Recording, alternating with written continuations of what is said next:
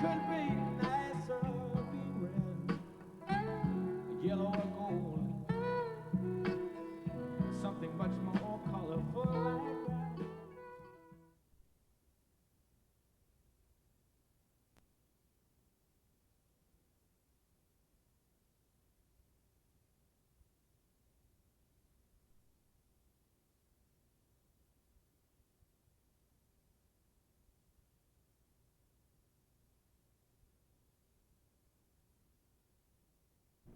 For almost 20 years now, my wife and I have repeatedly traveled back and forth to the Middle East, and in particular Palestine and Israel, to do nonviolence. And we go there to do nonviolence because it's our firm belief that if the world can't get nonviolence right in the so-called Holy Land, then we don't think the world will be able to get it right anywhere else. Thus, it's our calling and the calling of CPT, the Christian Peacemaker teams, with whom I am a full-time volunteer, to use our various skills to get in the way of that still too pervasive violence in the Middle East. And we see the need to get in the way of that specific violence because it clearly embodies a violent, mutual, theological regression over there. A violent, mutual, theological regression over there, which Sis and I witness almost every day. And this violent, mutual, theological regression is making eye for an eye, tooth for a tooth look like the good old days. And it's being meted out in accordance with the shocking sentiments expressed in what I think is one of the most scandalously celebrated of all Psalms. Scandalously celebrated of all Psalms. Psalm 137. Now, Psalm 137 begins innocently enough with words of epic and historical, logical present, pathos. And these are the words. By the waters of Babylon, we sat down and there we wept. But Psalm 137, however, ends with startling and with perhaps the most deplorable, rage-induced, violent, retribution-rationalizing notions expressed anywhere in Scripture. And these are the words. Happy are those who pay you back for what you have done to us, who take your babes and smash them against the rock. So I want to tell you that building nonviolent bridges instead of walls in that violent part of our violent world, which we still insist on calling, can you believe it, the Holy Land, can be an uneasy and easily misunderstood and even more easily deprecated calling. But deprecation is what is happening. And as a result, we are grateful to be able to be working closely with and alongside the tens of thousands of Jews living in Israel and elsewhere who do get it, who do get nonviolence. And because they do get nonviolence, they are horrified by the Israeli state's brutal occupation and relentless whittling away of Palestine. It's an occupation which continues to be characterized by the Israeli armies and the rest of Israel's radical, violent political establishments' relentless reduction of Palestinian, Christian and Muslim Palestinian culture, society, economy, and opportunity. opportunity to not just prosper, but simply to survive. And it's also important for you to know, I think, that all of these genuine, sincere, nonviolent, non-acquisitive, bridge-building Jews with whom we are proud to work are encouraging CPT, the Christian Peacemaker Teams, and other human rights organizations such as ISM, the International Solidarity Movement, to stay along with it the nonviolent course of protest and resistance to the brutality and confiscatory intent of the occupation. Now, the aim of these Jewish groups with whom we work, as is ours, is to limit, curtail, to even reverse, if possible, their nation's dreary, decades-long expropriative colonial enterprise. A colonial enterprise bent on detaching hundreds of thousands of Palestinians, Christian and Muslim Palestinians, from as much of their land as possible, and replacing them with hundreds of thousands of colonizers from Israel and elsewhere as well. It's not an easy job trying to discourage or prevent violence in the Holy Land, but my wife Sis and I are convinced that someone's got to do it, and for reasons that I will now explain, we feel that our nonviolent calling is more important than ever to answer. And it's more important than ever to answer because of the monumental policy shift current Anglo-American leadership, along with a handful of European and Far Eastern fellow travelers, have tried to convince the world to ratify since shortly after the third millennium began. And it is a shift toward what I call militant, preemptive, violent unilateralism. Militant, preemptive, violent unilateralism in pursuit of solutions to terribly difficult, long-standing, and already violent or potentially violent issues, and perhaps, just perhaps, not so hidden agenda. In fact, I think you could call Iraq Gaza East. And the effects of this made in America unilateralism have been devastating in the Holy Land. There, the Israeli iron-fisted political center, not just the right, hiding behind the skirts of the great enabler, the great enabling U.S. foreign policy, has adopted unilateralism with a terrifying vengeance. Now there, the notion of a peace process, spelled P-E-A-C-E, has been jettisoned in favor of a peace process spelled P-I-E-C-E. Now the notion of a P-I-E-C-E process is not original with me. It was first voiced in my hearing by a courageous Palestinian woman living in Hebron's old city named Zalika. Now it happened one day when Jewish settler children began spitting and throwing stones at us as we were walking through it. And when Zalika complained, and here she is, this woman soldier yelled at her quite angrily, "Why are you always complaining? Don't you know we want peace?" "Yes," Zalika immediately responded. "You want a piece of Palestine here, you want a piece of Palestine there."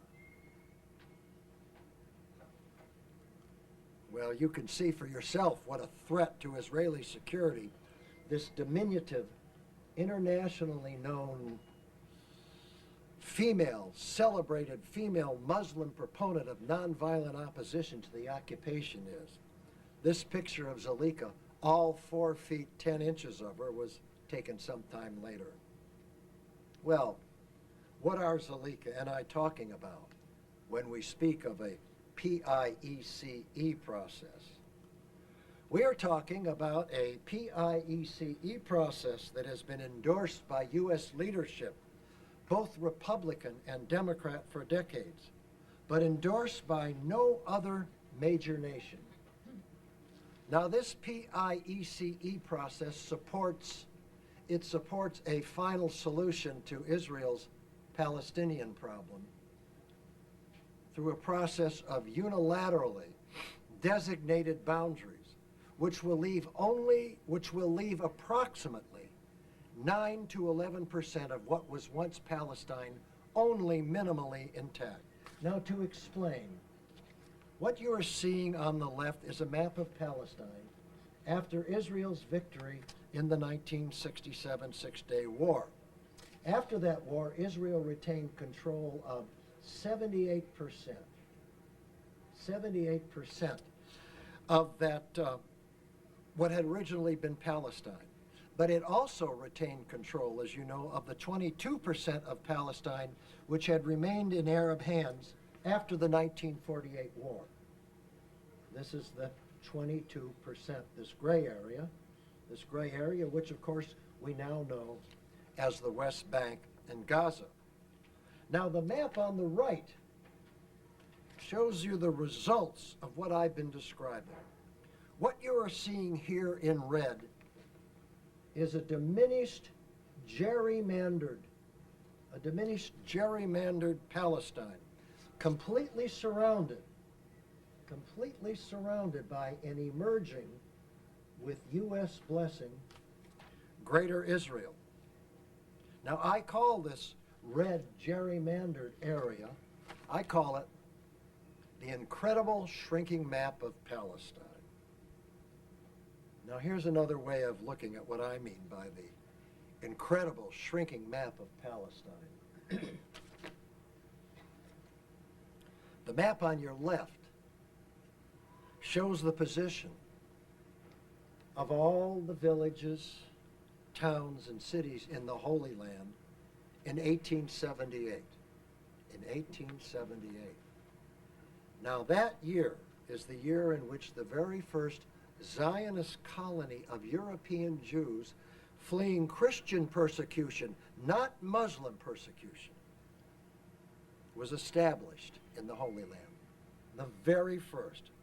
At that time, 1878, that handful of European Jews, less than 100, was sent down here, right here, this little black dot. In the midst of those more than 1,000 Arab villages, towns, and cities, these red dots and black circles.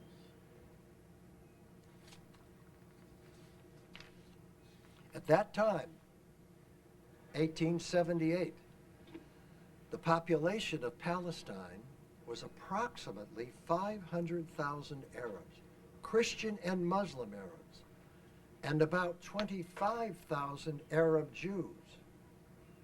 Not the handful of European Jews escaping Christian persecution, not Muslim persecution, but 25,000 Arab Jews who had been living harmoniously amongst their Muslim and Christian Arab neighbors for centuries. Now, I describe them and call them Arab Jews because that is how they described themselves. At that time, 1878, those people of the three faiths, those people of the book, those Muslim, Christian, and Arab Jews comprised an admirably cohesive culture, quite different from the horribly persecuting culture of Europe at the same time. Now, here's what's been happening since then. First of all, Israel's victory in the 1976-67 war quickly turned into a conquest, followed by an unending occupation to abet and secure an irreversible PIECE process. An irreversible PIECE process bent on reducing the amount of land in Palestinian hands. This yellow area is the red gerrymandered area that I showed you in the earlier map. Another word for the PIECE process is colonization. Now, if you think colonization is an unfair characterization, then let me repeat how even Thomas Friedman of the New York Times once described it. He called this relentless PIECE process an insane land grab. Second of all, more than 400, oh, let me go back. More than 400 of these 1,000 Arab villages in Israel no longer exist. More than 400. They were destroyed after Israel declared its independence in 1948 and coerced their populations into fleeing their ancient homes. Now, this, of course, is the path that the wall is now taking in the West Bank. As you can see, it's being laid out and is being constructed well inside that 1967 boundary for most of its 400-plus mile long route. So the wall is not only defensive, but grossly confiscatory as well. Its path, again, as you can see, will completely enclose the West Bank.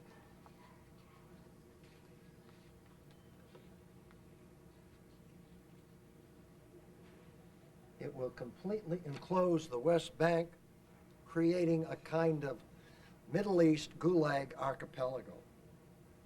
In addition, as I reminded earlier, this new boundary is being imposed on and in Palestine unilaterally by Israel. In other words, without negotiation, which the Israeli government has publicly abandoned. The result is a Palestine only in feeble control of about 9 to 11% of the entire original land area of Palestine, and whose people have no control over their political and social destiny. Now, if one fully internalizes the significance of these two maps I've been showing you, one understands that the Holy Land, number one, was far from being a land without a people, waiting for a people without a land. Number two, was also far from being the barren wasteland, which territorial-minded propagandists have shamefully been publicly pretending for more than a century. And number three was, in fact, truly a land of milk and honey, truly a land of grapes and olives, and sheep and cattle, which had been skillfully cultivated and husbanded for centuries by its Arab, Muslim, Christian, and Jewish inhabitants.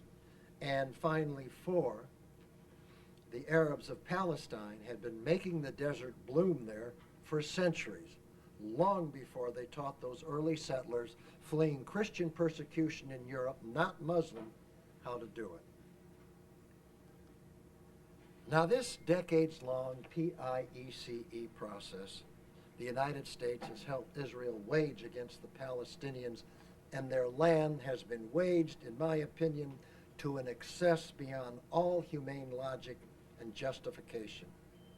And an example of the truth is what I mentioned earlier, the wall.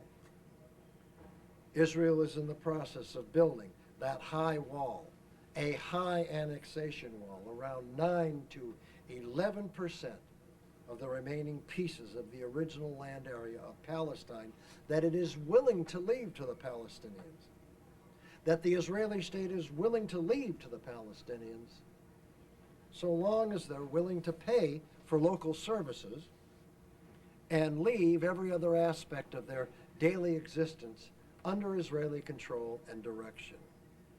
What you are seeing is a view of the 29-foot high wall cutting the Palestinian city of Qalqiya off from not only Israel, but also for long periods on many days from the West Bank too. A terrible condition that you rarely hear explained. And here is a view of the 29-foot high concrete annexation wall slicing through Abu Dis in the East Jerusalem area. In the half year of its existence, several Palestinians have been shot, dead, or wounded during their desperate attempts to try to make their way through it in order to simply visit families and friends living on the other side. And of course, now they can no longer work in Jerusalem. And just south of Abu Dis, the wall snakes up this high hill where it separates homes on the eastern Palestinian side from the unbuilt up Palestinian areas on the western side. The unbuilt up Palestinian areas on the western side now, of course, are Jerusalem and Jewish. Now, one depressed villager living on the eastern side told me one day, now because of the wall, the sun sets at 2:30.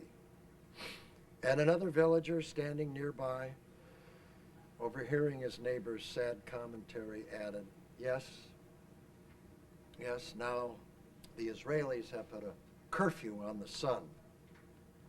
Meanwhile, with most attention focused on annexation wall and fence building in the northern West Bank and around Jerusalem, a less dramatic but debilitating annexation walling and fencing process is continuing in Hebron, the once teeming, prosperous old city where CPT is based, has become very nearly a ghost town. 95% of its residents and shopkeepers since the Oslo PIECE process began have been forced out by the relentless Israeli settler and army PIECE campaign of humiliation, harassment, and ultimate dispossession. So, as I said earlier, and I repeat now, it's a tough job trying to build bridges in Palestine. It's a tough job trying to get in the way of violence.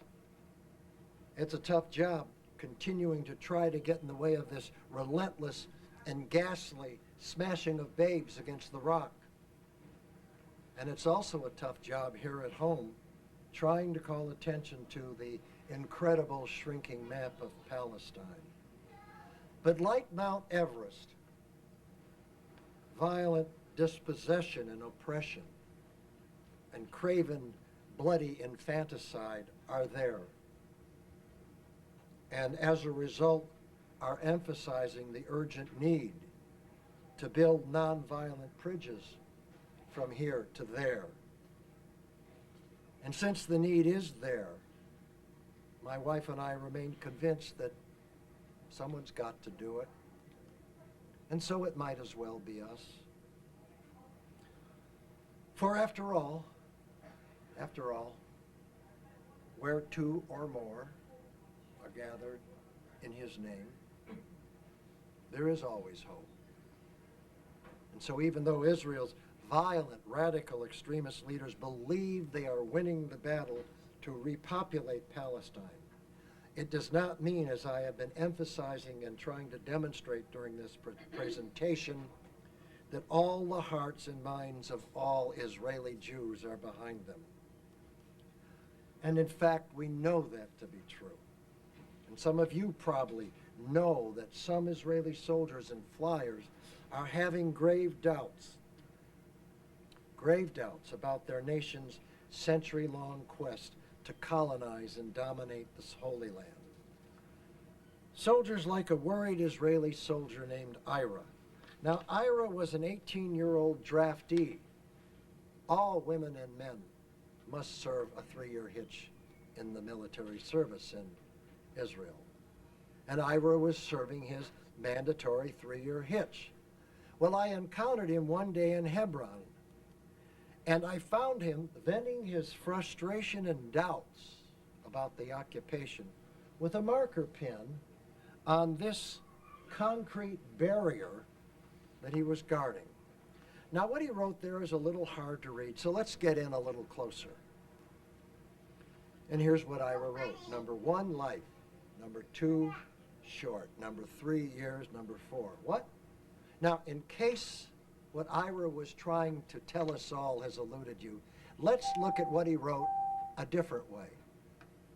1 life. 2 short.